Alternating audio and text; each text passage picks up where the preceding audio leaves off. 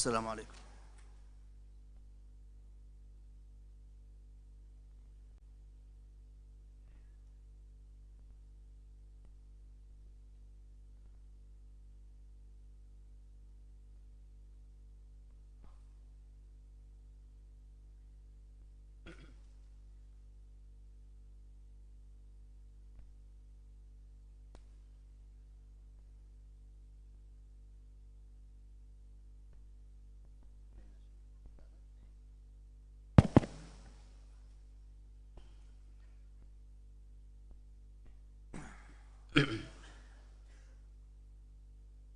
إن الحمد لله نحمده ونستعينه ونستغفره ونعوذ بالله من شرور أنفسنا وسيئات أعمالنا. من يهده الله فلا مضل له ومن يضلل فلا هادي له، وأشهد أن لا إله إلا الله وحده لا شريك له، وأشهد أن محمدًا عبده ورسوله.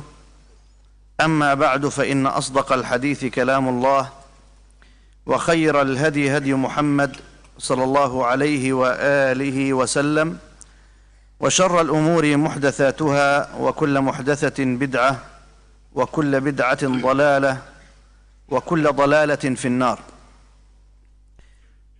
بداية أحييكم أيها الإخوة، أيها الأحبة في هذا المسجد، مسجد البركة، وأسأل الله أن يجعل هذه الأوقات كلها أوقات بركة، وأدعو الله الذي جمعنا وإياكم في هذا المسجد وهذا المكان على طاعته أن يجمعنا يوم القيامة في جنته.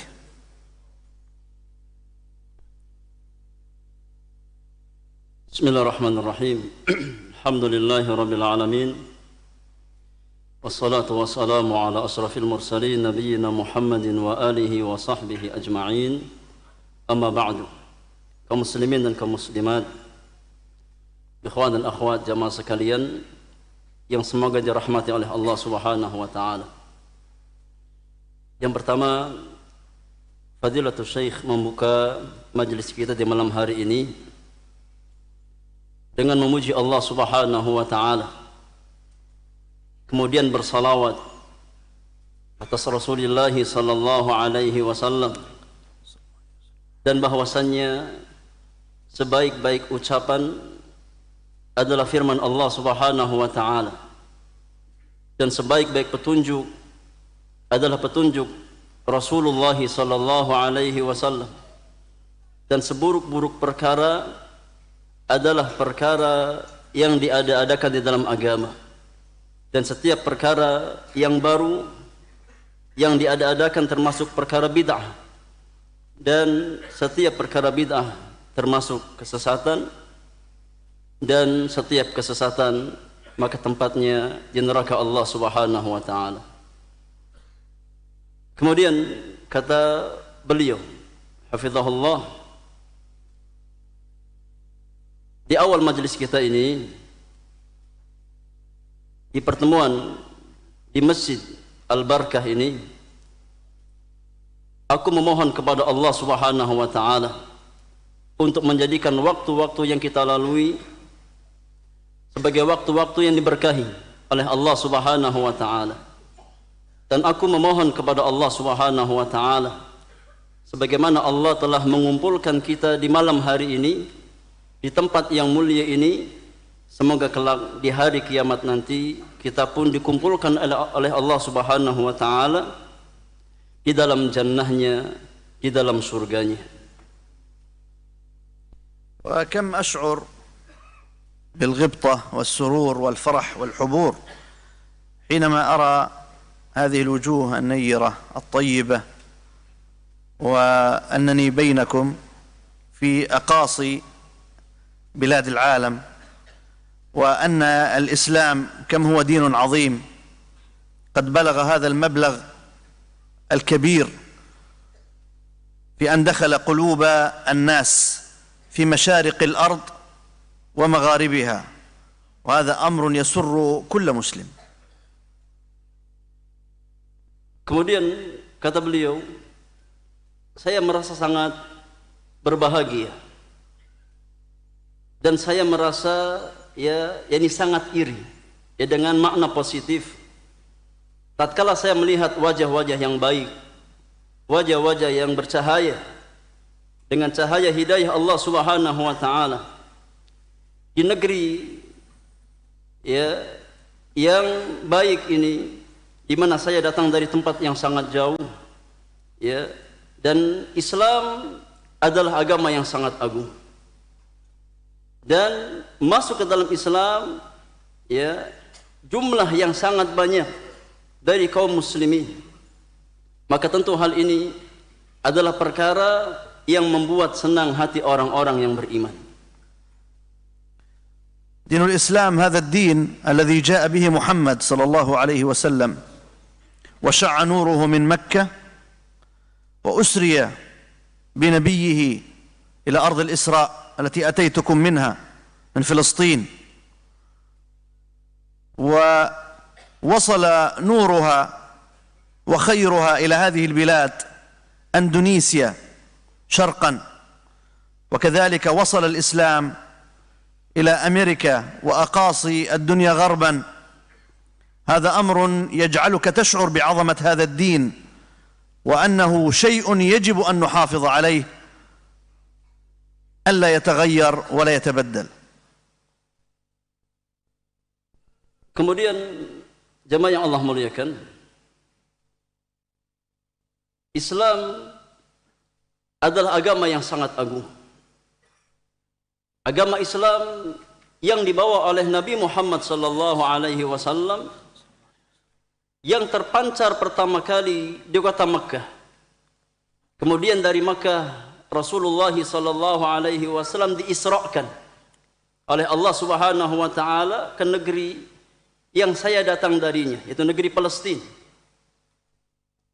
Dan cahaya Islam sampai ke negeri ini, sampai ke Indonesia, di bagian timur, belahan dunia, dan sampai ke Amerika, di bagian barat dunia. Maka sampainya Islam ke berbagai belahan dunia menunjukkan keagungan agama yang mulia ini. Bahwasanya Allah Subhanahu wa taala dialah yang menjadikan agama Islam tersebar di seluruh penjuru dunia. Maka kewajiban kita semua adalah berusaha menjaga nikmat yang Allah berikan kepada kita, nikmat iman dan nikmat Islam.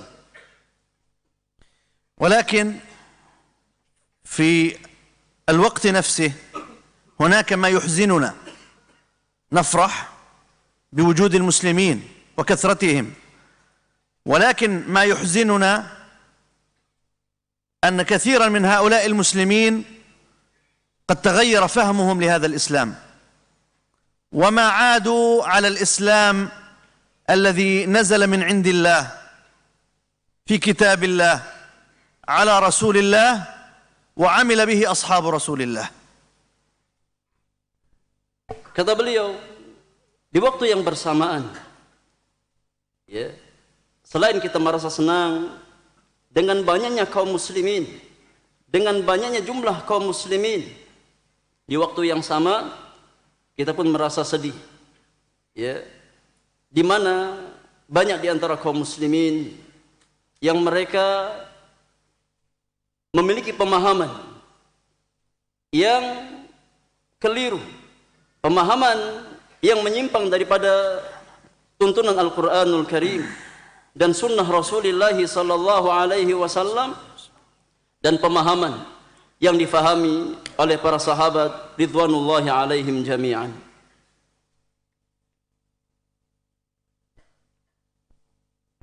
وهذا أمر يدعونا إلى أن نعود إلى الفهم الصحيح للإسلام ومعرفة الإسلام الذي نزل على النبي محمد، وليس من حرفت به الأهواء والآراء والأفكار عند كثير من المسلمين عبر 14 قرنا إلى يومنا هذا. Dan perkara ini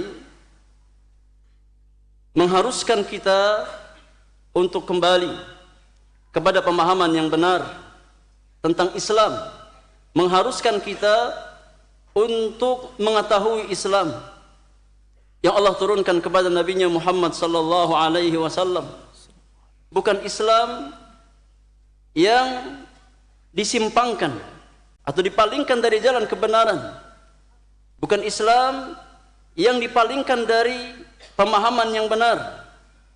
Ya, setelah berlalu sekitar 1400 tahun dari turunnya Islam kepada Rasulullah sallallahu alaihi wasallam. لذلك ومن أجل أن يحفظ الله دينه فإن هناك أصولا من حافظ عليها حافظ على الإسلام الصحيح، ولم يتحرف هذا الفهم الصحيح لديه.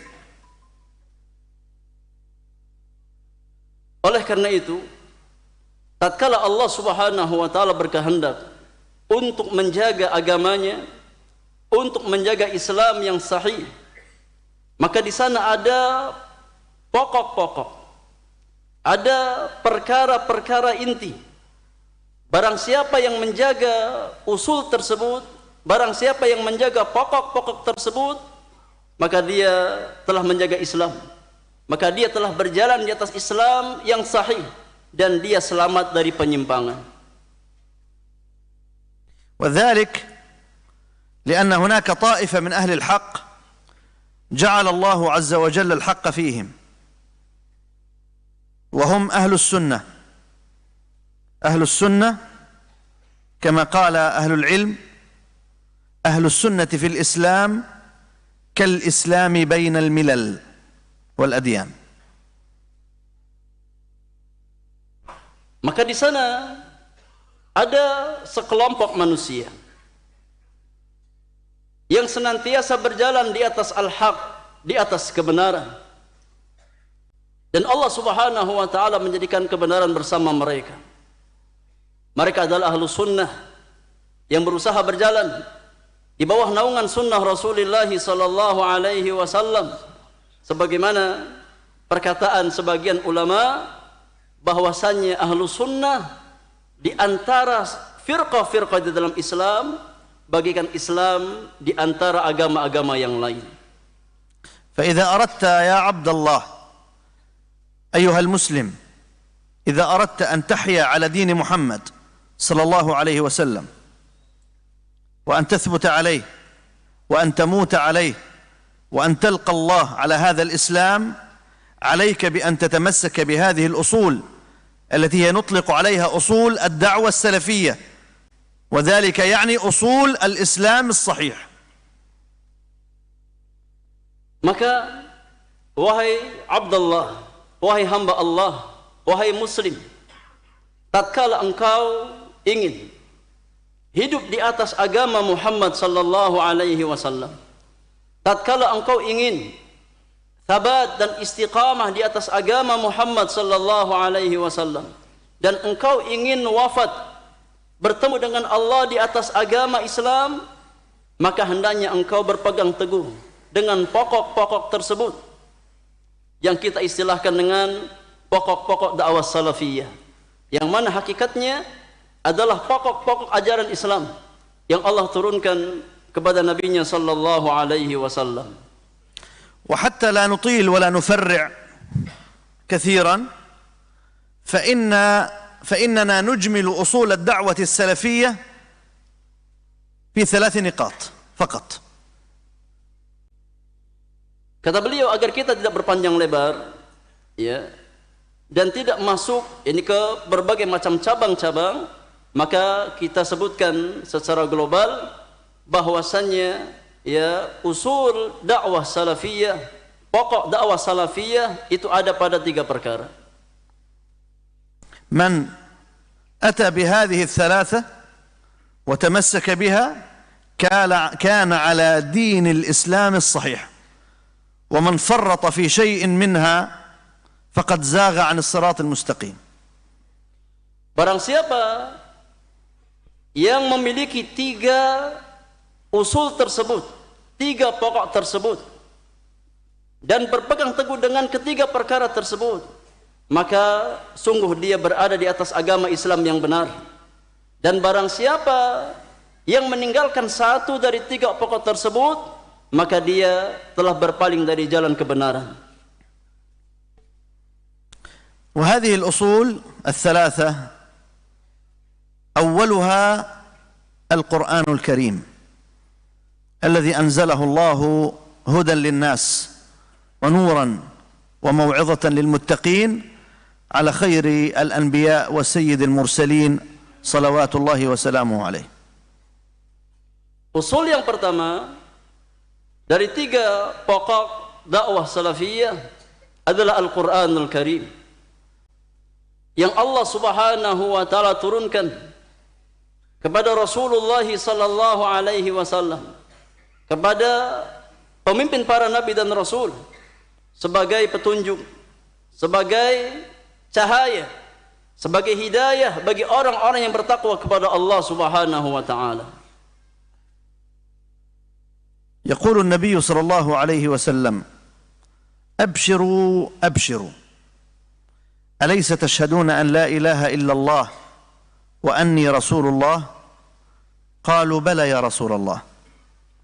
قال: فإن القرآن سبب يعني حبل، فإن القرآن سبب طرفه بيد الله وطرفه بأيديكم فلن تضلوا ولن تهلكوا بعده أبدا. Kata beliau, Rasulullah sallallahu alaihi wasallam pernah bersabda di hadapan sahabat-sahabat beliau, bergembiralah kalian, bergembiralah kalian. Bukankah kalian mempersaksikan bahwasannya tidak ada ilah yang hak kecuali Allah, dan bahwasannya aku adalah utusan Allah?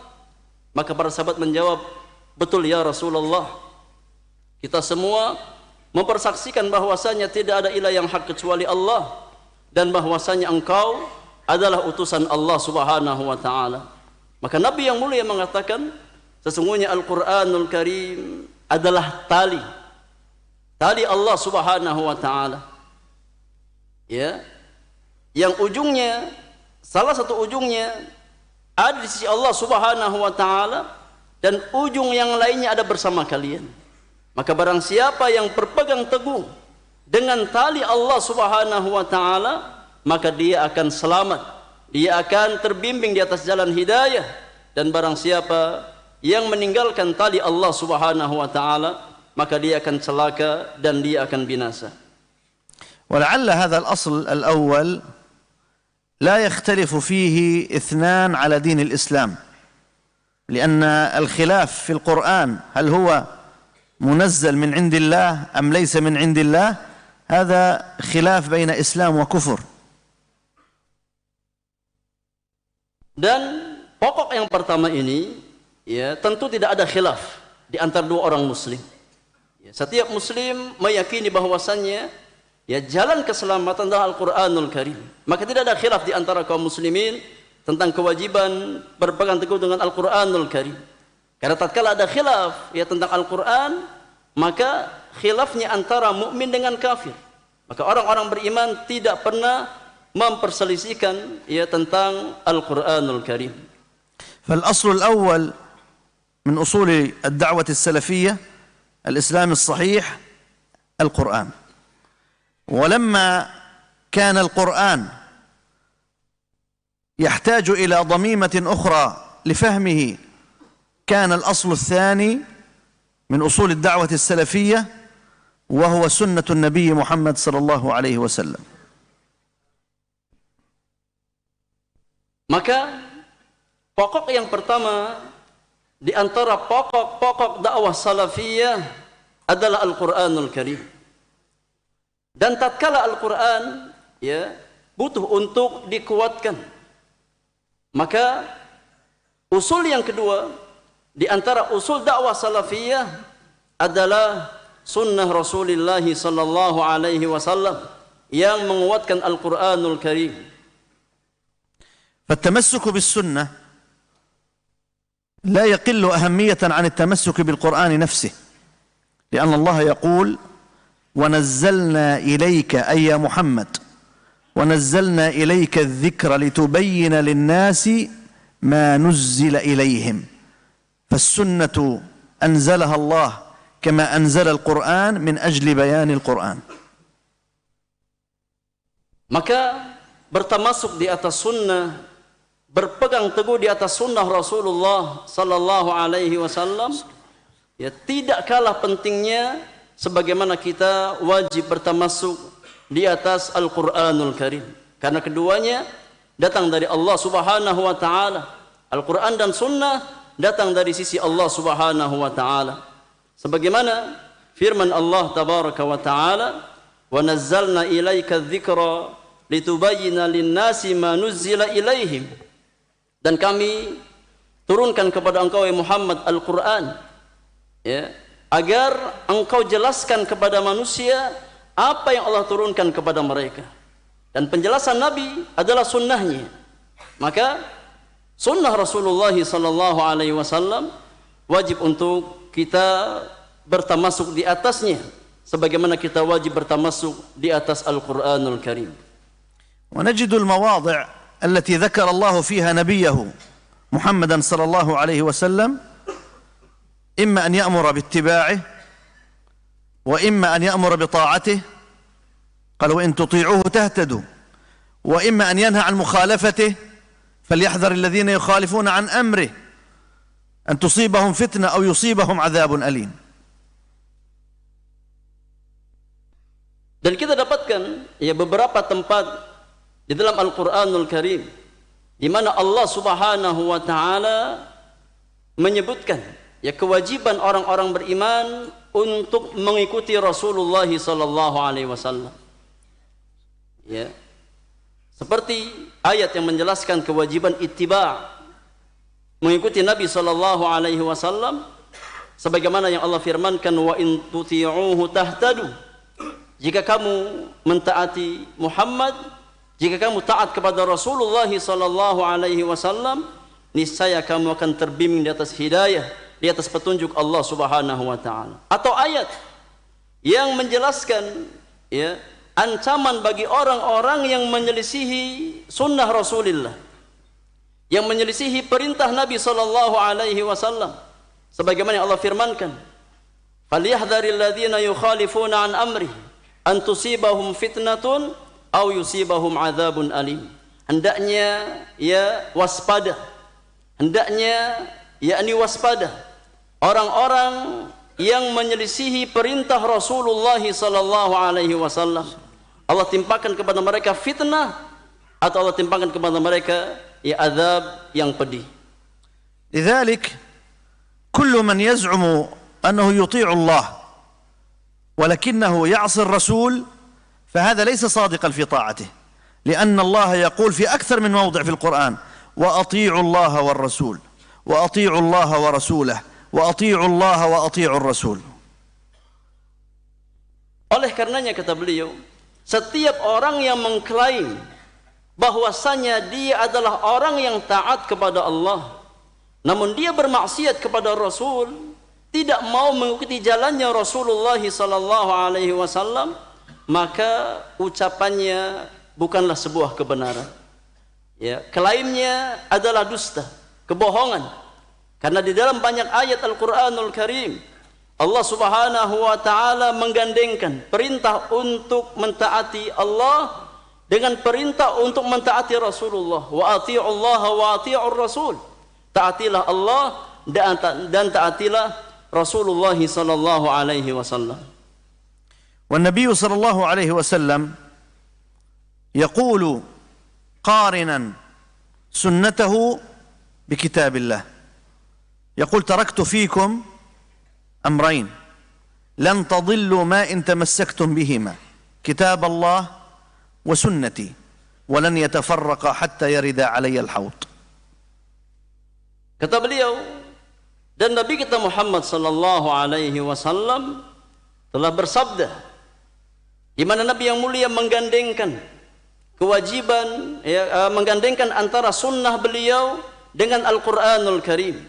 Rasulullah sallallahu alaihi wasallam bersabda, aku tinggalkan di tengah-tengah kalian dua perkara yang sekiranya kalian berpegang teguh di atas keduanya, kalian tidak akan tersesat selama-lamanya, yaitu Al-Quranul Karim dan sunnahku. Dan keduanya tidak akan berpisah selama-lamanya sampai datang kepadaku, ya, di telagaku di hari kiamat nanti. لذلك نقول أن من قال آخذ بالقرآن ولا آخذ بالسنة، يعني ينكر السنة، فهذا كافر بالقرآن وبالسنة.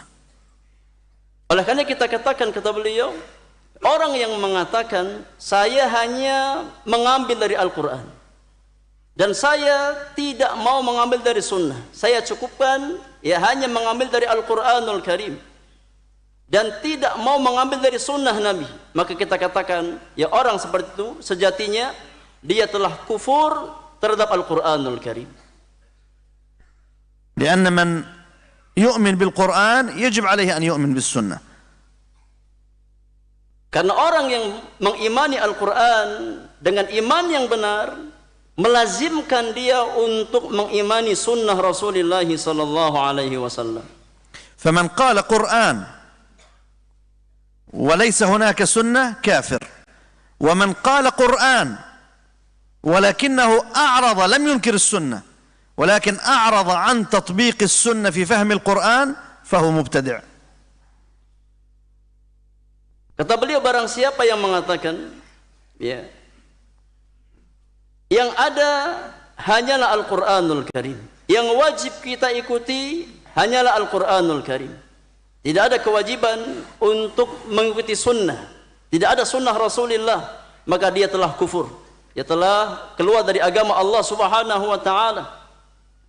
Dan barang siapa yang mengatakan ya atau mengimani Al-Quranul Karim tapi dia berpaling dari menerapkan sunnah-sunnah Rasulullah sallallahu alaihi wasallam, maka dia adalah seorang pelaku kebid'ahan.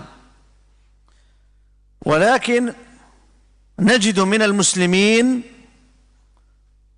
اختلاف في فهم القرآن وفهم السنة في الوقت الذي يدعي الجميع أنه على القرآن والسنة، فما هو سبيل الخلاص؟ Akan tetapi kita dapatkan ya, kaum muslimin mereka berselisih di dalam memahami nas-nas Al-Quran dan memahami sunnah Rasulullah sallallahu alaihi wasallam, di mana mereka semua mengklaim bahwasanya mereka di atas Al-Quran dan sunnah, ya, namun mereka berbeda pendapat, mereka berselisih pendapat di dalam memahami Al-Quran dan sunnah Rasulullah. Maka apa jalan keluarnya dari perbedaan semacam itu? سبيل الخلاص في الأصل الثالث من أصول الدعوة السلفية، وهو فهم السلف للقرآن وللسنة. Kata beliau, jalan keluar, jalan keselamatan dari perselisihan tersebut adalah pokok yang ketiga, yaitu pemahaman salaf, pemahaman para sahabat di dalam memahami nas Al-Quranul Karim dan sunnah Rasulullah sallallahu alaihi wasallam. والأدلة على هذا الأصل كثيرة جدا، كثيرة. وأنا أقول قبل أن أقرأ شيئا من الأدلة، لو لم يكن هناك دليل على وجوب التزام فهم السلف لكفانا أن التزام فهمهم هو حام للمسلمين من الخلاف، هذا يكفي. Kata beliau, dalil-dalil yang menunjukkan pokok yang ketiga, ini kewajiban memahami Al-Quran dan sunnah di atas pemahaman para salaf, di atas pemahaman para sahabat Rasulullah sallallahu alaihi wasallam, sangat banyak dalam Al-Quran ya. Dan saya katakan, kata beliau, sebelum saya sebutkan ya beberapa dalil dari pokok yang ketiga ini, saya mengatakan kalau seandainya ya tidak ada dalil yang menunjukkan kewajiban iltizam di atas pemahaman salaf, ya kecuali bukti bahwasannya pemahaman salaf inilah yang menjaga kaum muslimin dari perselisihan, maka sudah cukup sebagai dalil akan kewajiban untuk mengikuti pemahaman mereka di dalam memahami nas-nas Al-Quran dan sunnah Rasulullah sallallahu alaihi wasallam. الآن لو خيرت أيها المسلم أيها السلفي، لو خيرت بين فهم سين وصاد وعين من الناس وبين فهم أبي بكر أو فهم عمر أو فهم عثمان أو فهم علي لآية أو حديث، فمن تختار؟ Sekarang kata beliau, ya, kalau seandainya Anda diberikan pilihan, ya, untuk memilih antara pemahaman pemahaman fulan dengan pemahaman fulan, dibandingkan dengan pemahamannya Abu Bakar As-Siddiq, dibandingkan dengan pemahamannya Umar bin Khattab, Uthman bin Affan, Ali bin Abi Thalib, kira-kira mana yang akan Anda pilih? Apakah jadi pemahaman sebagian manusia atau pemahaman para sahabat Rasulullah sallallahu alaihi wasallam? وأنا أعجب من بعض الناس الذي يترك فهم الصحابة وفهم التابعين للدين ويأتي ويأخذ بفهم الشيخ فلان، سيدنا الشيخ فلان، الدكتور فلان، وهو يخالف فهم الصحابة. أين عقل هذا المسلم؟ Kata beliau, dan saya yang merasa heran. Saya merasa heran dari sebagian manusia yang mereka meninggalkan pemahaman para sahabat, pemahaman para tabi'in, kemudian lebih mendahulukan pemahaman syekh fulan, ya, pemahaman doktor fulan, dan mereka meninggalkan pemahaman manusia-manusia terbaik dari kalangan para sahabat Rasulullah sallallahu alaihi wasallam. Di mana akal mereka? وربنا سبحانه عندما ترضى في كتابه عن جيل من هذه الأمة ترضى عن جيل الصحابة، قال والسابقون الأولون من المهاجرين والأنصار والذين اتبعوهم بإحسان رضي الله عنهم ورضوا عنه. فمن أراد مرضاة الله أن يدخل في جملة من رضي الله عنهم عليه أن يسلك سبيل الصحابة في فهم الدين. Kata beliau, Rabb kita Allah Subhanahu wa taala tatkala menjelaskan keridhaannya terhadap generasi emas dari umat ini, generasi para sahabat ridwanullahi alaihim jami'an, Allah Subhanahu wa taala berfirman, wasabiqunal awwalun minal muhajirin wal ansar walladzina tabauhum bi ihsanin radhiyallahu anhum wa radu an. Dan orang-orang yang terdahulu dan pertama-tama masuk Islam dari kalangan muhajirin dan ansar, itu para sahabat Rasulullah, dan orang-orang yang mengikuti mereka dengan baik, Allah ridha kepada mereka dan mereka pun ridha kepada Allah Subhanahu wa taala. Maka kata Syekh, barang siapa yang menginginkan keridhaan Allah, hendaknya dia masuk ke dalam bagian manusia yang disebutkan di dalam firman Allah di atas, berusaha mengikuti jalannya muhajirin dan ansar dari kalangan para sahabat ridwanullahi alaihim jami'an. فنجد أن الله ترضى عن الصحابة وعمن تبعهم ولم يترضى عمن خالفهم. فأنت اختر لنفسك، أنت اختر لنفسك، إما أن تكون من أتباعهم وإما أن تكون من مخالفيهم.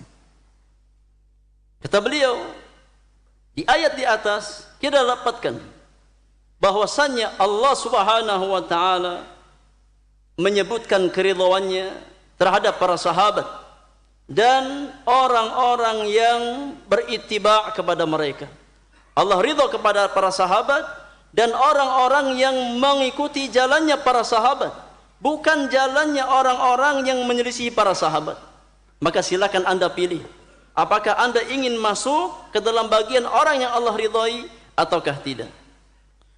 ومن رحمة الله بهذه الأمة، من رحمة الله أن جعل لنا فهما عاصما لنا من الاختلاف في القرآن والسنة، وهو فهم السلف. وكأن الله علم أن الخلاف سيقع بين أبناء الأمة في القرآن والسنة في الأصلين الأول والثاني، فجعل لنا أصلا ثالثا لا يختلف فيه، وهو فهم السلف الصالح. Kata beliau, di antara rahmat Allah Subhanahu wa taala terhadap umat Muhammad sallallahu alaihi wasallam adalah Allah jadikan untuk kita semuanya ya pemahaman yang menjaga kita dari perselisihan. Itu pemahaman kaum salaf, pemahaman para sahabat ridwanullahi alaihim jami'an.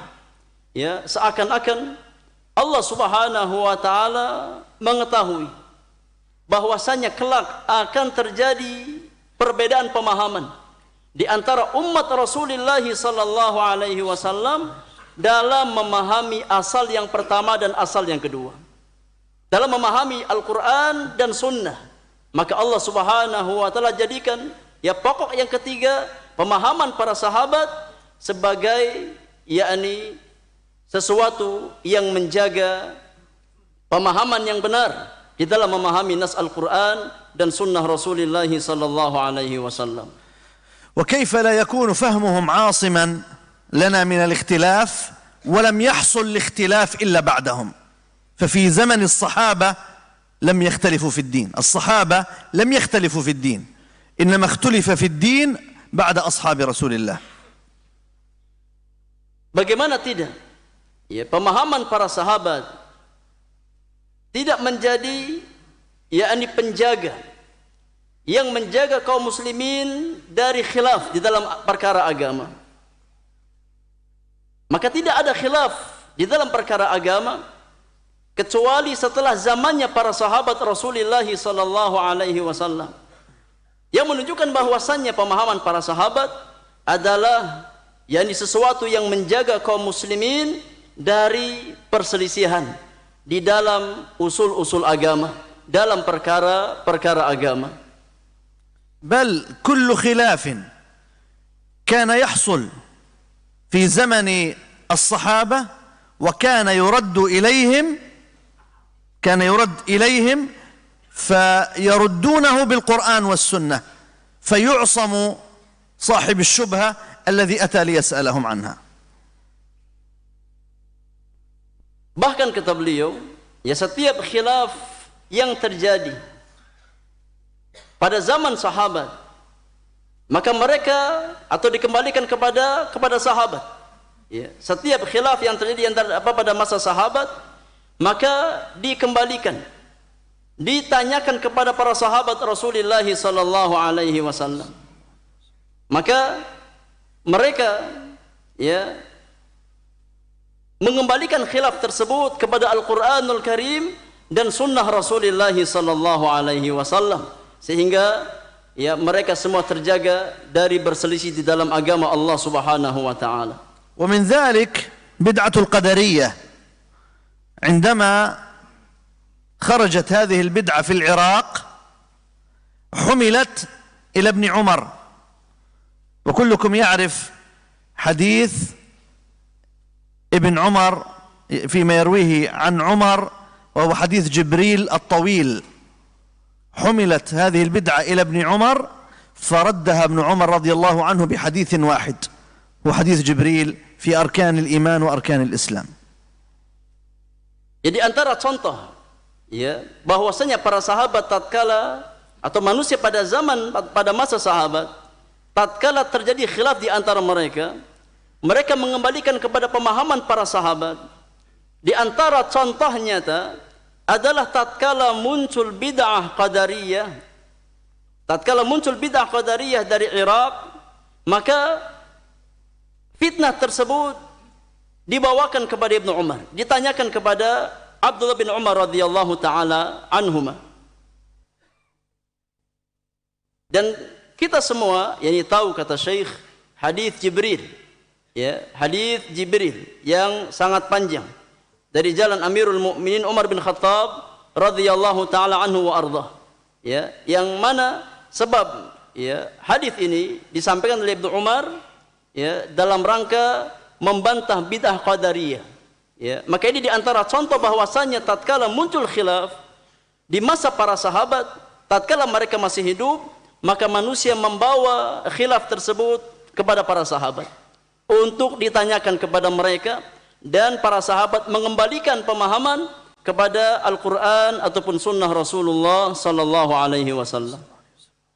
وكذلك بدعة الخوارج كما في حديث جابر عندما جاءه بعض الشباب الذين كانوا يعتقدون رأي الخوارج فسمعوا جابر ابن عبد الله رضي الله عنه يحدث بحديث الجهنميين عند الكعبة في مكة، فرجعوا جميعا بمجرد حديث واحد، رجعوا جميعا عن مذهب الخوارج وهو مذهب التكفير. Demikian pula kata Syekh, ya, tatkala muncul bid'ah khawarij sebagaimana disebutkan dalam hadis Jabir bin Abdullah radhiyallahu anhu, tatkala datang ya sebagian pemuda yang mana mereka memiliki pemikiran orang-orang khawarij, ya, maka Jabir menyampaikan, yang membawakan kepada mereka hadis tentang jahannamiyin, ya, sehingga dengan hadis tersebut mereka merujuk, mereka kembali ya kepada pemahaman yang benar yang difahami oleh para sahabat ridwanullahi alaihim jami'an. فلذلك لما ذكر الله فهم الصحابة فهم السلف، انظر ماذا قال. الآية 115 سورة النساء، قال سبحانه وتعالى: ومن يشاقق الرسول من بعد ما تبين له الهدى ويتبع غير سبيل المؤمنين نوله ما تولى ونصله جهنم وساءت مصيرا.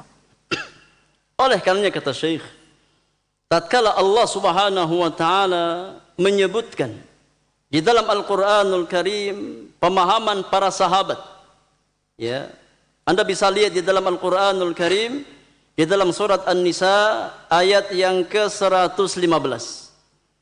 Allah Subhanahu wa taala berfirman, "Wa man yushaqiqir rasul min ba'di ma tabayyana lahul huda wa yattabi' ghaira sabilil mu'minin nuwallihi ma tawalla wa nuslihi jahannam wa sa'at masira." Kata Allah Subhanahu wa taala, barang siapa yang mendurhakai Rasul setelah jelas baginya kebenaran dan mengikuti jalannya selain orang-orang beriman, maka kami akan palingkan dia kemana mereka berpaling. Kami biarkan mereka di atas kesesatannya, dan kami masukkan mereka ke dalam neraka Jahannam, dan Jahannam adalah seburuk-buruk tempat kembali. لذلك فهم السلف واجب أن يلتزم وأن يؤخذ به، لأنه كما قلت عاصم لهذه الأمة من الفتنة ومن الاختلاف فيما بينهم. Oleh karenanya kata beliau, pemahaman kaum salaf, pemahaman para sahabat ridwanullahi alaihim jami'an wajib untuk kita jalankan, wajib untuk kita ikuti, dan wajib untuk kita ambil, karena pemahaman mereka sebagaimana saya sebutkan di awal-awal, bahwasanya pemahaman para salaf, pemahaman para sahabat adalah yang menjaga kaum muslimin dari perpecahan dalam agama, dari berbagai macam fitnah dan perselisihan di dalam agama. ويشهد لهذا المعنى حديث النبي صلى الله عليه وسلم فيما يرويه أبو موسى الأشعري، قال صلى الله عليه وسلم يوما ونظر إلى السماء، النبي ينظر إلى السماء يقول أبو موسى، فقال: النجوم أمنة للسماء وأنا أمنة لأصحابي وأصحابي أمنة لأمتي فإذا ذهب أصحابي أتى أمتي ما يوعدون. Kata beliau, ya di antara syahid, di antara dalil yang menunjukkan apa yang saya sampaikan di atas adalah hadis Nabi sallallahu alaihi wasallam yang datang dari jalan sahabat yang mulia Abu Musa al-Ash'ari radhiyallahu taala anhu wa ardhah, di mana beliau berkata, pernah suatu hari Rasulullah sallallahu alaihi wasallam melihat ke arah langit. Kemudian Nabi sallallahu alaihi wasallam bersabda bahwasanya bintang-bintang di langit, bintang-bintang ya di langit adalah ya penjaga yang menjaga langit itu. Sedangkan aku adalah yang menjaga sahabatku. Ya, yakni kunci aman bagi sahabat-sahabatku. Sedangkan sahabat-sahabatku mereka adalah kunci keamanan di tengah-tengah umatku. Maka ini menunjukkan bahwasanya para sahabat Rasulullah sallallahu alaihi wasallam adalah kunci keamanan dari fitnah di tengah-tengah umat Nabi. Maka tatkala para sahabat pergi, kata Nabi yang mulia, datanglah kepada kaum muslimin apa yang Allah janjikan kepada mereka. وكذلك حديث النبي صلى الله عليه وسلم فيما يرويه العرباض بن سارية في السنن قال إنه من يعش منكم بعدي فسيرى اختلافا كثيرا فعليكم بسنتي وسنة الخلفاء الراشدين من بعدي تمسكوا بها وعضوا عليها بالنواجذ. Demikian pula di antara dalil yang menunjukkan poin di atas adalah hadis Rasulullah sallallahu alaihi wasallam yang datang dari jalan sahabat Irbad bin Sariyah radhiyallahu taala anhu wa ardhah, di mana Nabi sallallahu alaihi wasallam bersabda, sesungguhnya barang siapa yang hidup di antara kalian sepeninggalku, niscaya dia akan dapatkan banyak perselisihan ya di antara umatku. Maka hendaknya kalian berpegang teguh di atas sunnahku dan sunnah para sahabatku. Ya, berpegang teguhlah di atas sunnah tersebut. Addu 'alaiha bin nawajid, gigitlah ya sunnah tersebut, ini sunnah Nabi dan sunnah para sahabat dengan gigi geraham kalian. ونحن نقول الصحابة رضي الله عنهم إما أنهم فهموا الدين، يعني فهموا الكتاب والسنة، وإما لم يفهموا الدين أو الكتاب والسنة. فإن كانوا قد فهموا الكتاب والسنة ففهمهم أولى لنا من فهمنا، وإن كانوا لم يفهموا الكتاب والسنة فنحن أولى أن لا نفهمها. Dan kita katakan, kata beliau, ya, para sahabat imma mereka telah memahami agama Allah Subhanahu wa taala, telah memahami Al-Qur'an dan sunnah, imma kita katakan para sahabat tidak memahami Al-Qur'an dan sunnah. Dan kalau kita mengatakan bahwasanya para sahabat telah memahami Al-Qur'an dan sunnah, maka pemahaman mereka lebih utama daripada pemahaman kita. Namun kalau kita katakan sebaliknya, bahwasanya para sahabat tidak memahami Al-Qur'an dan sunnah, maka kita lebih layak untuk tidak memahami Al-Qur'an dan sunnah Rasulullah sallallahu alaihi wasallam. Wa ahlifu billahi ghaira hanith. Aqul لو أن المسلمين جميعا التزموا بفهم السلف للدين لانتهى هذا الخلاف بينهم، ولكن راح الخلاف لا تنتهي لأن كل مسلم يفهم الدين على طريقته وعلى هواه.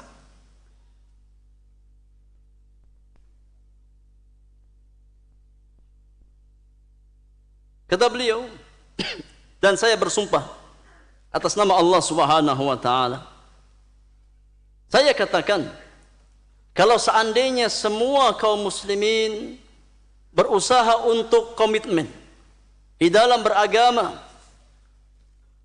dengan pemahaman para salaf, dengan pemahaman para sahabat, niscaya ya akan ya hilang di antara mereka perselisihan. Namun tatkala masing-masing ya memahami Islam dengan pemahamannya sendiri, masing-masing merasa bangga dengan pemahamannya sendiri dan meninggalkan pemahaman para sahabat, meninggalkan pemahaman para salaf, maka yang ada adalah perselisihan demi perselisihan. لذلك جاءت الآثار عن أئمة الإسلام تأمر وتحث على اتباعهم. نتوقف. Baik, kita berhenti sejenak untuk kumandang azan salat Isya. Setelahnya kita lanjutkan sebentar insyaallah taala.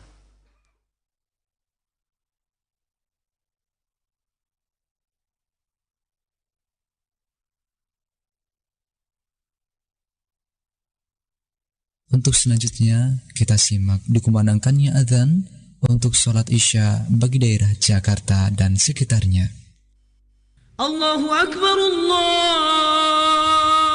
Akbar.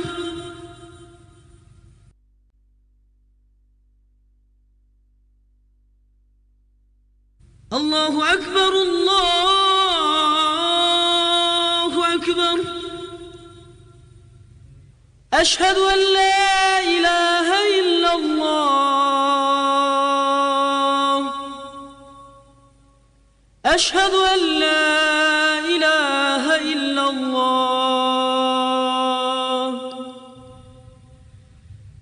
أشهد أن محمدا رسول الله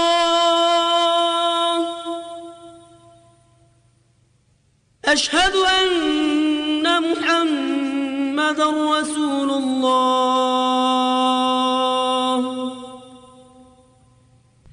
حي على الصلاة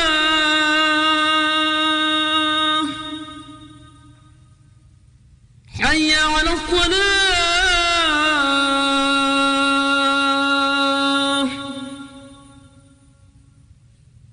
حي على الفلاح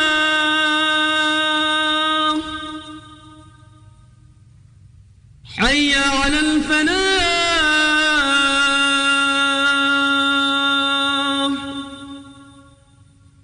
الله أكبر الله أكبر لا إله إلا الله.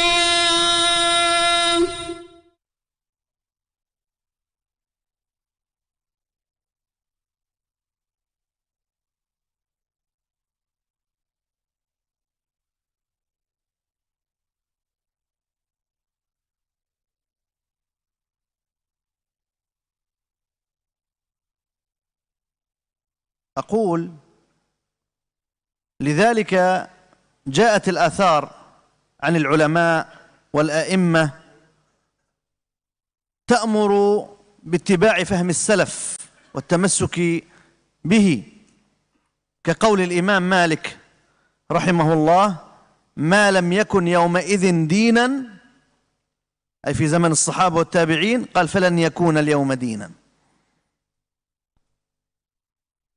Kata beliau, oleh karenanya datang banyak athar dari ulama kaum muslimin, dari imam-imam kaum muslimin yang memerintahkan kaum muslimin untuk mengikuti pemahaman para salaf dan berpegang teguh di atas pemahaman mereka. Seperti perkataan Imam Malik rahimahullahu ta'ala tatkala beliau berkata, "Ma lam yakun yawma idzin dinan, fala yakunul yawma dinan." Apa-apa yang bukan bagian dari agama pada hari itu, ya, ini pada zamannya para sahabat, maka di hari ini bukan termasuk bagian dari agama Allah Subhanahu wa taala. Wa min ajibi al-athar ma jaa 'an al-Imam Asy-Sya'bi wa huwa min at-tabi'in rahimahullah. كان يقول: ما جاءك عن رسول الله فعلى الرأس والعين، وما جاء عن أصحاب رسول الله فعلى الرأس والعين. قال: وإذا حدثتك برأيي فبل عليه، أو قال: ضعه في الحش. Kata beliau, ya di antara athar yang menakjubkan yang datang dari para imam adalah athar yang datang dari Al-Imam Asy-Sya'bi rahimahullahu ta'ala, dan beliau termasuk ya ke dalam generasi tabi'in, beliau termasuk ke dalam ya ulama tabi'in, di mana Imam Asy-Sya'bi mengatakan apa-apa yang datang dari Rasulullah maka wajib kita terima. Dan apa-apa yang datang dari sahabat Nabi, maka wajib kita terima. Sedangkan apa yang datang dariku, ya, maka dia adalah hujjah untukku, atau ya buanglah ke, yakni ke tempat sampah, ya. Yani wajib bagi seorang muslim untuk mendahulukan ya sunnah Nabi dan sunnahnya para sahabat ridwanullahi alaihim jami'an. فعجبا عجبا من بعض المسلمين تقول له قال السلف قال الصحابة قال أبو بكر وعمر لا يرفع رأسه بهذا الفهم، بينما يأتيك ويقول لك شيخي الفلاني رأى في المنام، رأى مناما، ويجعل منام الشيخ هو الدين، يترك فهم الصحابة والتابعين ويعتمد هذا المنام لهذا الشيخ في فهم الدين. Maka sungguh mengherankan dari sebagian kaum muslimin tatkala dikatakan kepadanya qala salaf, berkata ya para salaf, berkata para sahabat, berkata Abu Bakar dan Umar, ya mereka tidak mempedulikan ucapan tersebut dan lebih mendahulukan ya ucapan syekhnya, ucapan gurunya. Tatkala dikatakan kepadanya ya ucapan salaf, maka dia tidak menghiraukan ucapan tersebut.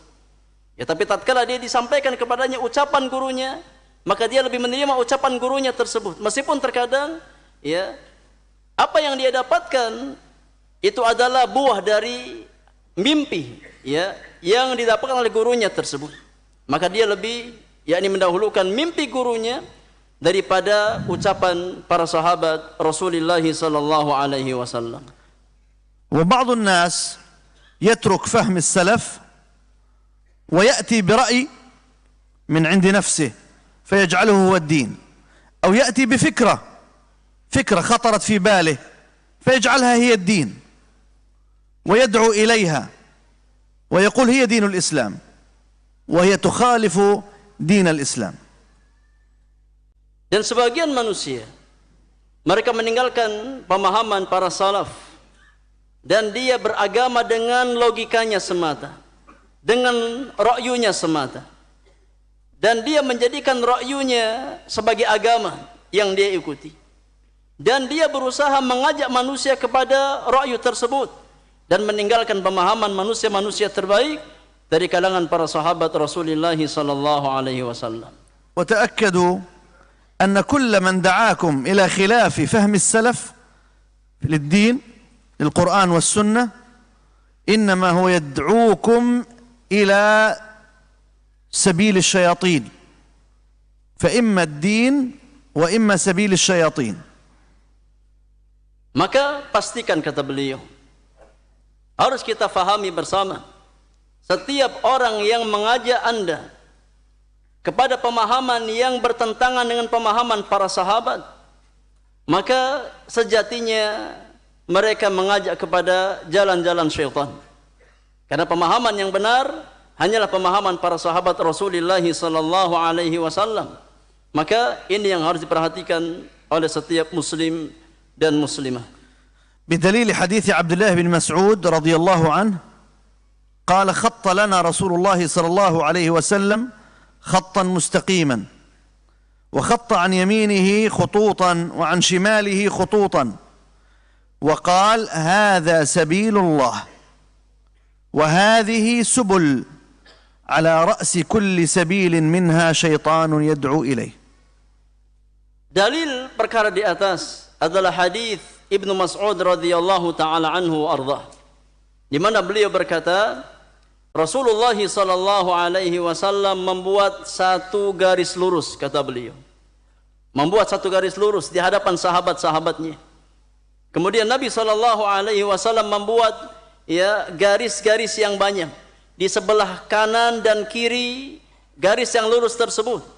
Kemudian Nabi sallallahu alaihi wasallam bersabda, jalan yang lurus ini, yang satu jalan tersebut, itulah jalannya Allah Subhanahu wa taala. Itulah siratal mustaqim.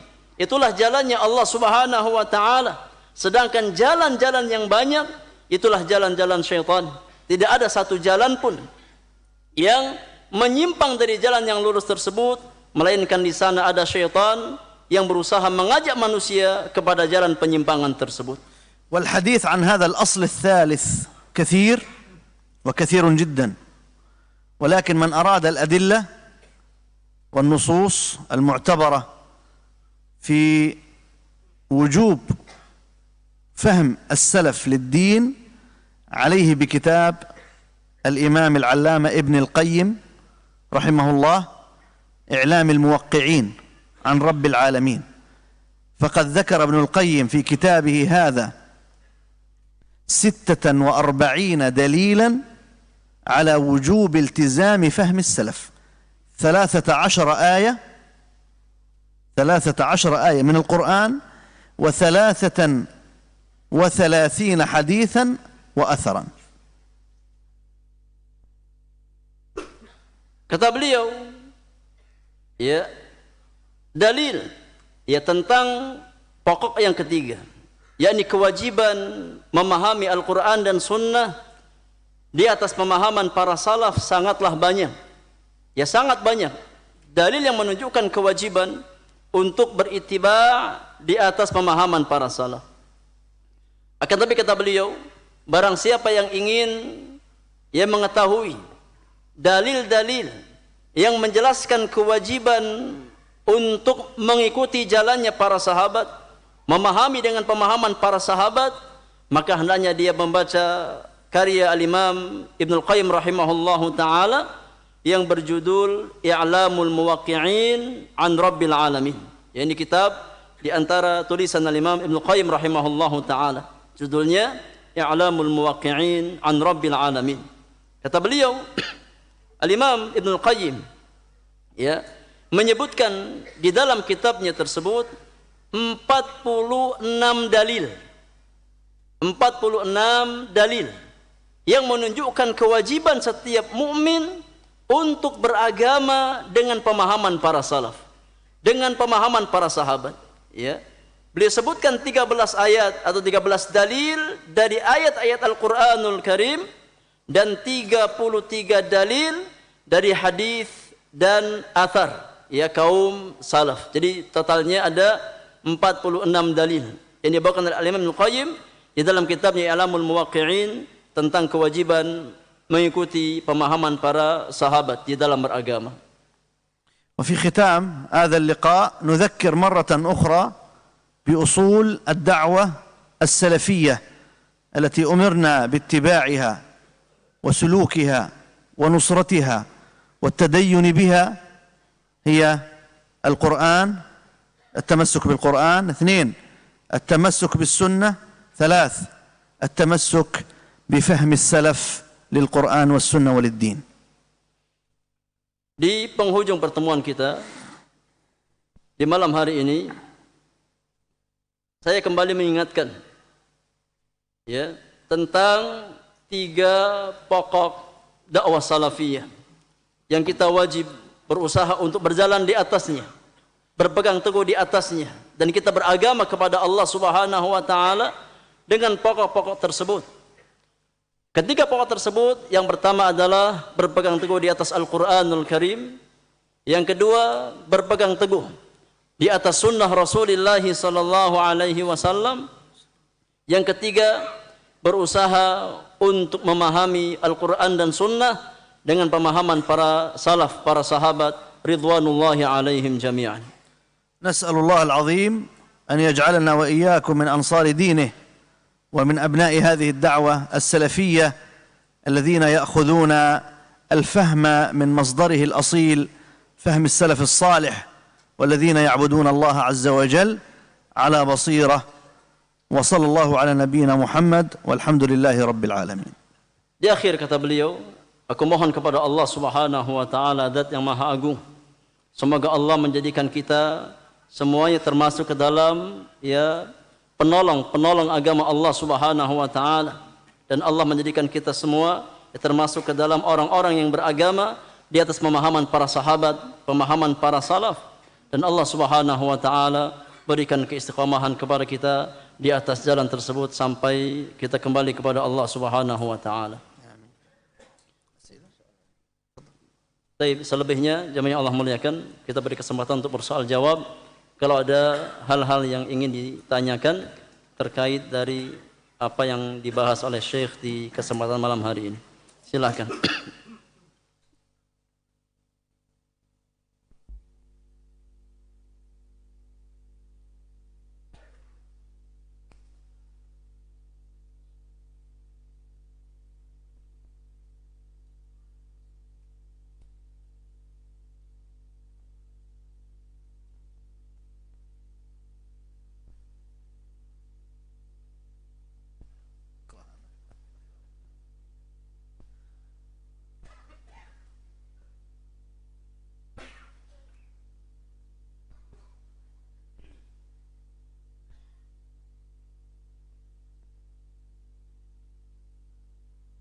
Baik, soal ya Fadilatul Syekh.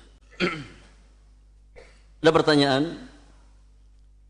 Di negara kami Indonesia, sebagian kaum muslimin mengikuti madhab Imam Syafi'i. Apakah Imam Syafi'i itu mengikuti pemahaman para sahabat? Syekhna, yakni fi hadzal balad fi Indonesia, di jumhur al-muslimin, mu'dhamul muslimin يتمذهبون بمذهب الإمام الشافعي رحمه الله تعالى. وهل كان الإمام الشافعي أن يتبع فهم السلف في دينه؟ طبعا كلامنا عن التزام فهم السلف أي التزام فهمهم في أمور الاعتقاد وفي أصول الدين مما لا يسوغ فيه الخلاف. وأما الخلاف الفقهي الذي وقع بين الأئمة بل بين الصحابة أنفسهم فهذا الاختلاف ليس مذموما بل هو يسمى اختلاف تنوع.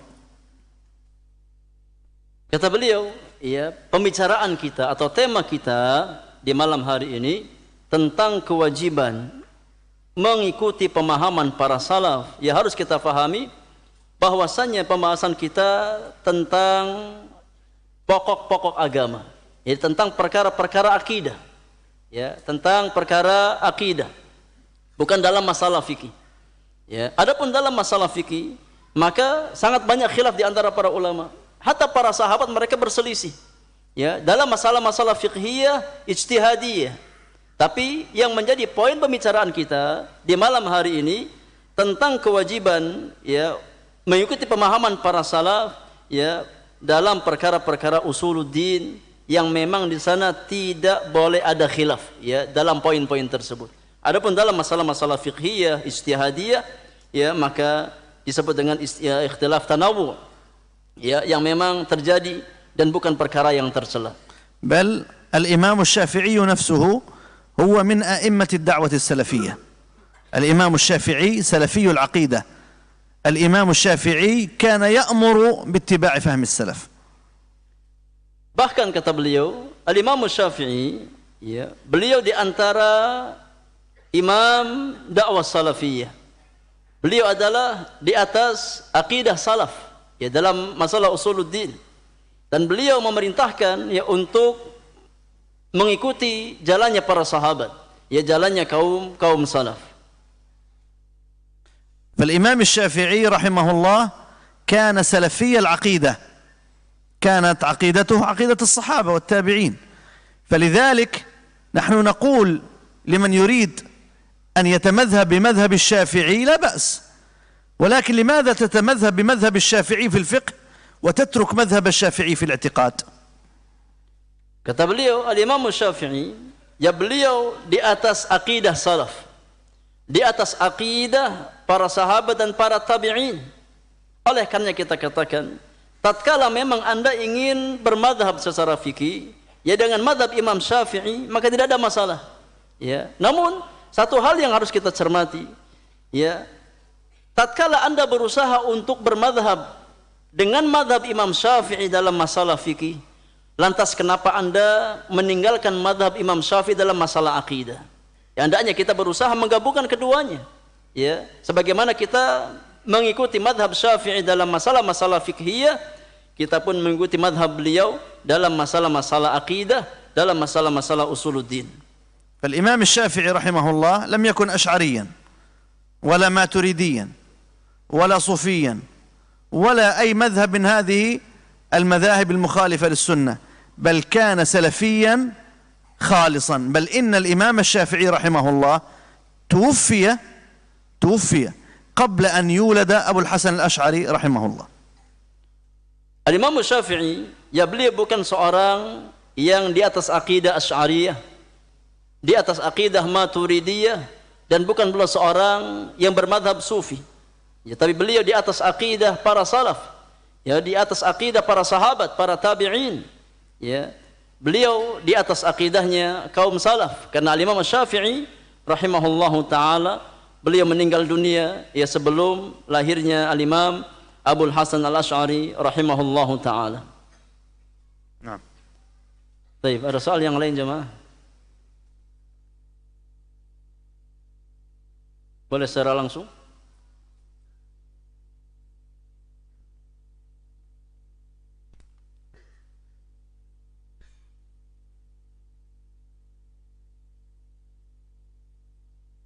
Tapi ada pertanyaan, bagaimana kita bisa mengetahui pemahaman-pemahaman yang menyimpang dalam masalah akidah untuk zaman sekarang ini?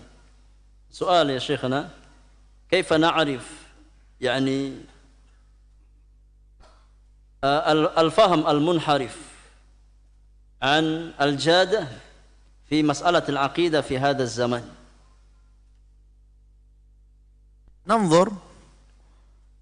ننظر في عقيدة الصحابة، كما قيل إذا أردت أن تعرف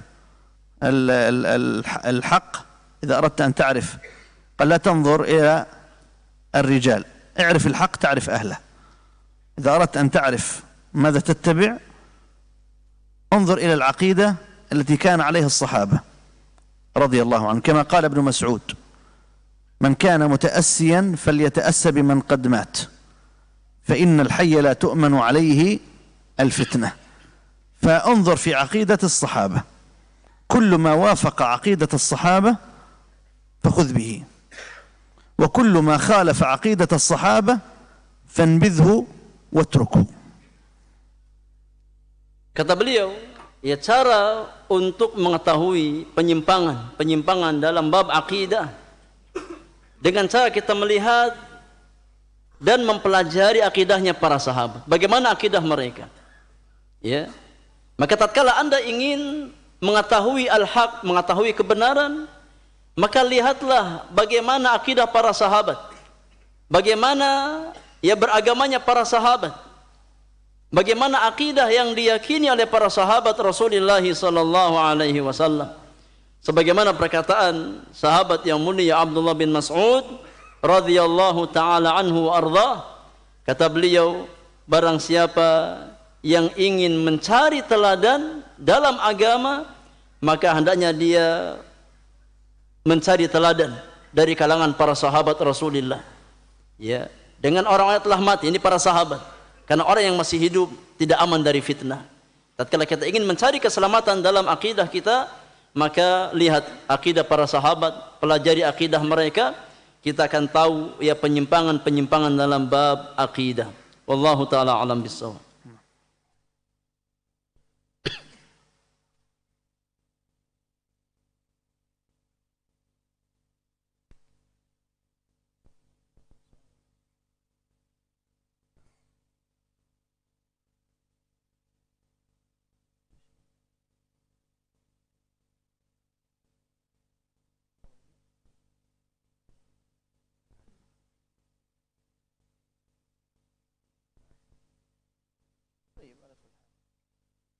أخ يسأل يقول: ما رأيكم في يعني التسميات التي خرجت عن الدعوة السلفية؟ هذا معروف، يعني يقولون سلفية جهادية وسلفية تقليدية وسلفية علمية. هذا من أعظم الظلم للسلفية.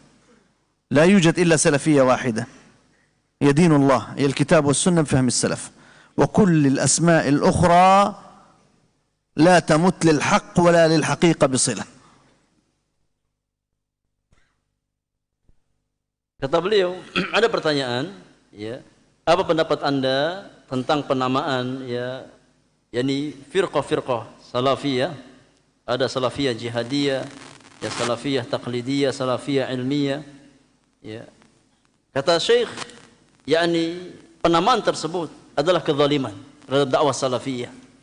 Karena dakwah salafiyah itu satu, dakwah yang hak, ya, yang tegak di atas petunjuk Al-Qur'anul Karim dan sunnah Rasulullah sallallahu alaihi wasallam, di atas pemahaman para sahabat ridwanullahi alaihim jami'an. Maka penamaan semacam itu, ya, termasuk kezaliman, ya, terhadap dakwah salafiyah. Dakwah salafiyah tidak terbagi-bagi. Ya, dakwah salafiyah adalah satu, Islam yang Allah turunkan kepada Nabi sallallahu alaihi wasallam, yang dipraktikkan oleh para sahabat, ya, dan dipahami oleh mereka. Allahu a'lam. وهذا من أجل تشويه هذه الدعوة، هذه الأسماء الباطلة. يعني إذا قيل سلفية جهادية، خوارج، لا يوجد شيء اسمه سلفية جهادية.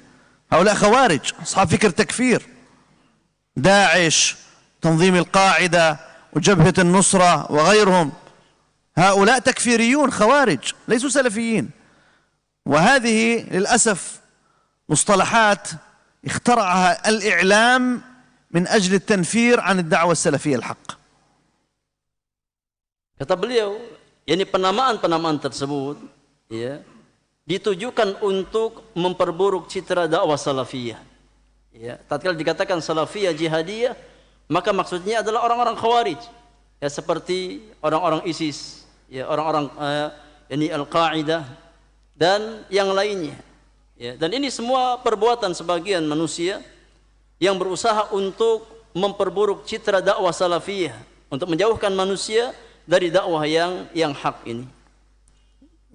وهذا ليس غريبا أن تتهم الدعوة السلفية بهذه التهم، فالإسلام نفسه قالوا إسلام اشتراكي، إسلام رأسمالي، إسلام مودرن، وهناك من يقول عن الإسلام دين الإرهاب، أليس كذلك؟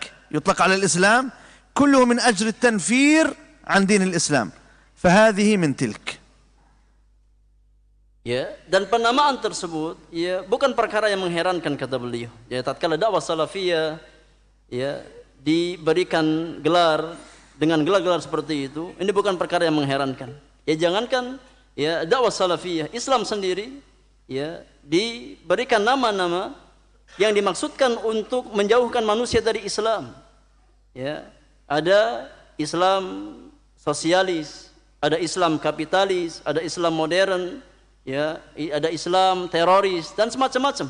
Ini yakni gelar-gelar yang diberikan, ya, kepada Islam, yang mana tujuannya adalah untuk menjauhkan manusia dari Islam itu sendiri.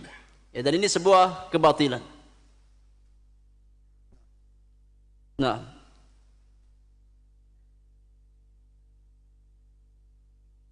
masih ada jemaah? Tafadhal. Mubasyarah. Langsung.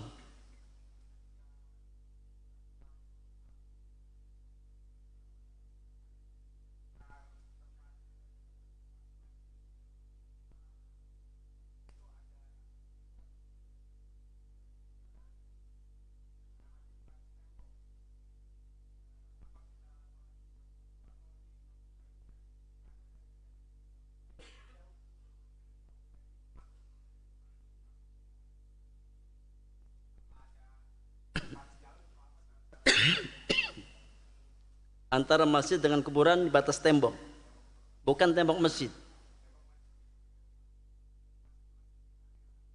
Iya, temboknya pematanya tembok masjid atau tembok sendiri? Masjid. أقول لك ما فهمت، مع أنني لا أعرف من الأندونيسية شيئا. يسأل عن مسجد فيه قبر. أي صح. نعم يا شيخنا. نعم. يقول عندما رجعت إلى القرية وجدنا المسجد القريب يعني من البيت، المسجد فيه القبر. نعم. ويعني الفيصل فقط يعني جدار المسجد، جدار المسجد. نعم. هل يصلح أن أصلي في هذا المسجد أو أبحث عن مسجد آخر أبعد من هذا المسجد؟ إذا وجد بديل لمسجد فيه قبر فلا تجوز الصلاة في هذا المسجد، لقول النبي صلى الله عليه وسلم: لعن الله اليهود والنصارى اتخذوا قبور أنبيائهم مساجد. فطالما القبر موجود في أرض المسجد حتى لو لم يكن داخل المسجد، طالما في أرض المسجد لو خارج جدار المسجد فهو يعتبر في المسجد ولا تجوز الصلاة فيه. Kata beliau, kalau memang ada masjid yang lain, ya, yang di sana tidak ada kuburannya, maka tidak boleh sholat di masjid yang ada kuburannya. Cari masjid yang lain. Ya, karena Nabi yang mulia pernah bersabda, "La'anallahu al-yahuda wan nasara ittakhadhu qubur anbiya'ihim masajid." Allah melaknat orang-orang Yahudi dan Nasrani karena mereka menjadikan kuburan nabi-nabi mereka sebagai masjid. Maka tatkala kuburan tersebut masuk ke dalam area masjid, maka hendaknya ia salat di tempat yang lain, di masjid yang lain yang di sana tidak ada kuburannya. Wallahu a'lam. ومن باب الفائدة الزائدة أن هذا مذهب الشافعي. لست هنا الناس يعتمدون المذهب الشافعي، هذا مذهب الشافعي. الإمام الشافعي نص عليه في كتاب الأم حيث قال: وأكره الصلاة في المساجد التي فيها قبور. والكراهة هنا كثير من العلماء قالوا الشافعي يعني بالكراهة التحريم. Min bab faidah, ya, ada tambahan faedah di sini kata Syekh, bahwasannya larangan salat di masjid yang ada kuburannya itu adalah madhabnya Imam Asy-Syafi'i. Ya, larangan untuk salat di masjid yang ada kuburannya itu madhabnya Imam Asy-Syafi'i rahimahullahu taala. Karena beliau Imam Asy-Syafi'i, ya, membawakan di dalam kitabnya kitab Al-Um, ya, di mana Imam Asy-Syafi'i mengatakan, saya akrah, ya, akrahus salat fil masajid allati fiha al-qubur. Saya melarang salat di masjid yang di sana ada kuburannya. Dan kata makruh, ya, dalam ucapan Imam Asy-Syafi'i itu dijelaskan oleh banyak para ulama bahwasanya yang beliau maksud dengan makruh di situ adalah tahrim. Ini pengharaman. Ya, maka madhabnya Imam Syafi'i dalam masalah ini, ya, tatkala kita berusaha untuk bermadhab dengan madhab beliau, maka di antara madhab Imam Syafi'i adalah tidak salat di masjid yang di sana ada kuburannya.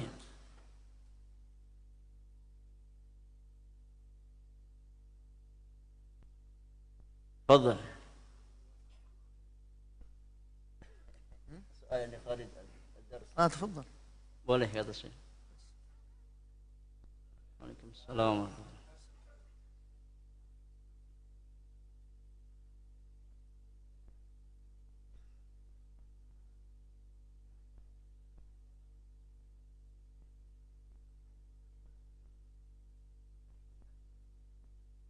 Buat apa? Penelitian. Umurnya berapa? 4 bulan.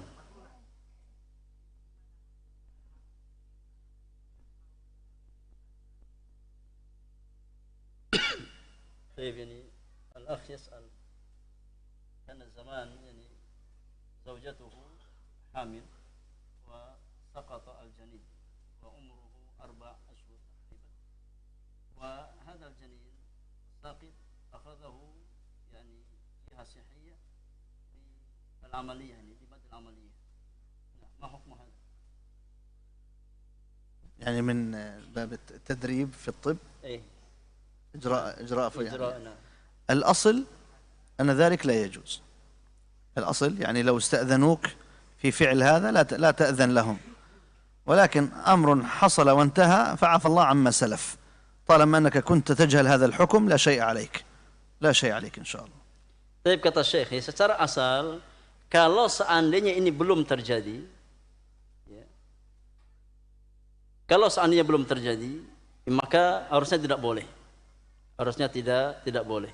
Ya, jangan diizinkan. Ya. Iya. Iya, sabar. Ini belum selesai ini. Ya, kata Syekh, hukum asalnya enggak boleh, ya, secara asal. Tapi karena antum enggak tahu, ya insyaallah dimaafkan. Insyaallah dimaafkan, ya. Karena antum enggak tahu, maka insyaallah dimaafkan. Tapi secara asal ya tidak boleh. Ya, wallahu taala alam bisawab.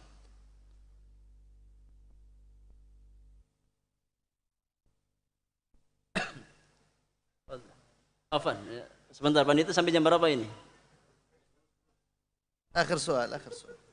طيب terakhir, ada akhir soal. على قول شيخنا الحلبي رحمه الله كان يقول السؤال بعد الأخير. تفضل.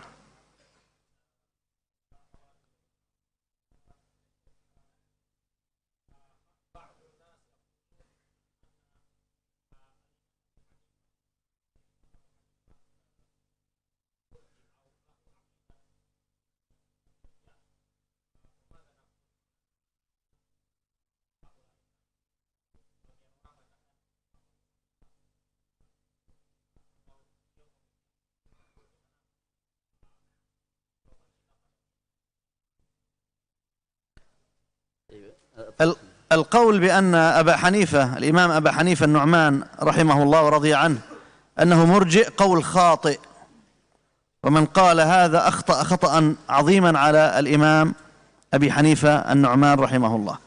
الإمام أبو حنيفة رحمه الله وافق شيئا من مذهب الإرجاء، لم يكن مرجئا، ولكنه أخرج العمل من مسمى الإيمان ولم يوافق المرجئ في كل شيء، لذلك أطلق عليه العلماء المحققون ماذا؟ أنه مذهب مرجئة الفقهاء، هكذا مرجئة الفقهاء. فالإمام أبو حنيفة رحمه الله إمام من أئمة السنة، ولكن أخطأ في هذه المسألة، وكما قيل من الذي ما أساء قط ومن له الحسنى فقط. Ya, ada pertanyaan, ya. Bagaimana pendapat antum tentang perkataan sebagian orang yang mengatakan bahwasanya Al-Imam Abu Hanifah itu punya pemikiran murji'ah. Ya, beliau bermadhab irja. Ya, memiliki pemikiran murji'ah. Maka Syekh menjawab, ya, ucapan yang mengatakan bahwasanya Imam Abu Hanifah adalah seorang murji'ah ini sebuah kesalahan. Ya, orang yang menuduh Imam Abu Hanifah sebagai seorang murji'ah ini sebuah kesalahan. Al-Imam Abu Hanifah beliau di antara ulama sunnah, ya, yang berusaha untuk berjalan di atas ya akidah para salaf, ya.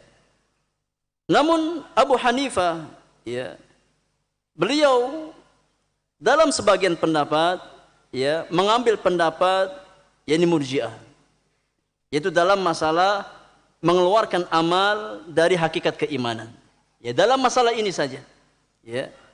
Dan para ulama yakni tidak mengeluarkan beliau dari lingkaran ahlu sunnah wal jamaah. Maka Imam Abu Hanifah beliau adalah seorang ulama ahlu sunnah yang berjalan di atas akidah para salaf. Ya. Oleh karena sebagian para ulama mereka memberikan nama, ya, dengan nama Murji'atul fuqaha, ya, murji'ah, ya, para fuqaha, di mana di antara keyakinannya adalah mengeluarkan amal dari hakikat keimanan, ya. Tapi dalam hal yang lain, dalam usul yang lain, Al-Imam Abu Hanifah berjalan di atas akidah salaf, ya, tidak bertentangan, tidak berseberangan dengan akidah para sahabat, ya, ridwanullahi alaihim jami'an. Ya, maka memutlakkan kalimat irja kepada Abu Hanifah adalah sebuah kezaliman. وهذا تطبيق عملي للسؤال الذي ورد في المحاضرة أنه كيف نعرف عقيدة السلف.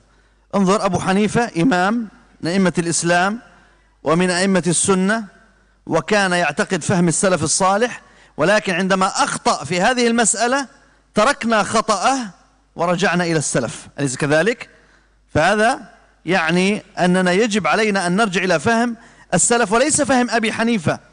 انتبه للدين، أبو حنيفة أخذنا بفهمه للدين لأن فهمه يوافق فهم السلف، وتركنا خطأه في هذه المسألة لأنه خالف فيها فهم السلف. وصلى الله على نبينا محمد. Iya. Jawaban pertanyaan ini, ya, merupakan bentuk tatbik pengamalan, ya, dari pertanyaan sebelumnya. Tatkala ada yang bertanya bagaimana cara kita, ya, mengetahui, ya, kesalahan dalam bab akidah. Ya, ini praktek seperti ini. Ya. tatkala kita mendapatkan kesalahan sebagian ulama, maka kita tidak mengikuti kesalahan tersebut, ya, dengan tetap memuliakan ulama itu, ya. Tatkala sebagian ulama berpendapat dengan pendapat yang menyelisihi salaf, kita tinggalkan pendapatnya dan kita berjalan di atas mazhab salaf, ya.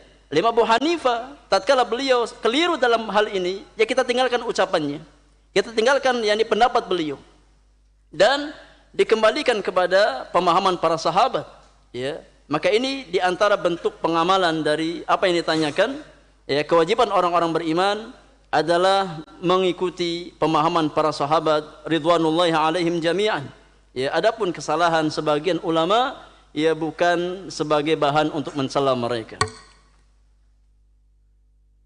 Baik, wallahu alam, ini ya soal terakhir di malam hari ini. Semoga apa yang kita kaji bersama Allah jadikan sebagai ilmu bermanfaat untuk kita semuanya, dan apa yang kita ya dapatkan Allah jadikan sebagai ilmu yang diberkahi. Wallahu taala alam bisawab, wa sallallahu ala nabiyyina Muhammadin wa alihi wa sahbihi ajma'in, wa akhiru da'wana alhamdulillahi rabbil alamin. Subhanakallahumma wa bihamdika asyhadu an la ilaha illa anta astaghfiruka wa atubu ilaik. Assalamualaikum warahmatullahi wabarakatuh.